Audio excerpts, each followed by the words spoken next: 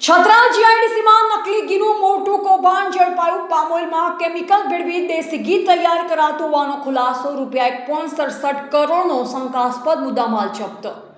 ગાંધીનગર જિલ્લાના કલોલ તાલુકાના છત્રાલ જીઆઈડીસીમાં ગાંધીનગર પોલીસે નકલી ઘી બનાવવાના મોટા કૌભાંડનો પર્દાફાશ કર્યો છે। પામ ઓઇલમાં વિવિધ કેમિકલ ભેળવી દેશી ઘી તૈયાર કરી તેને બજારમાં દેશી ઘીના નામે વેચવામાં આવતું હોવાની વિગતો સામે આવી છે। પોલીસે દરોડા પાડી આશરે ₹1.67 કરોડનો શંકાસ્પદ મુદ્દામાલ જપ્ત કર્યો।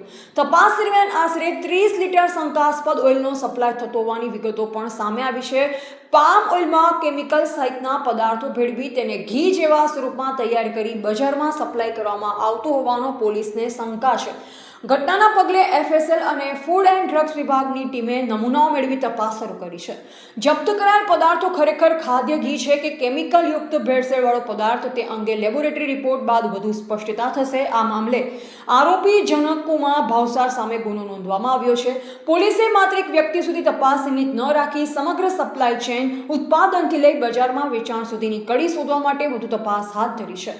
નકલી ઘીના કૌભાંડથી ગ્રાહકોના આરોગ્ય સાથે ગંભીર ચેડા થવાની આશંકા વચ્ચે હવે પોલીસ અને ફૂડ વિભાગની તપાસમાં આ નેટવર્કના અન્ય કેટલા લોકો સંડોવાયેલ છે અને નકલી ઘી ક્યાં ક્યાં સપ્લાય કરવામાં આવતું તે સામે આવવું મહત્વનું બન્યું છે।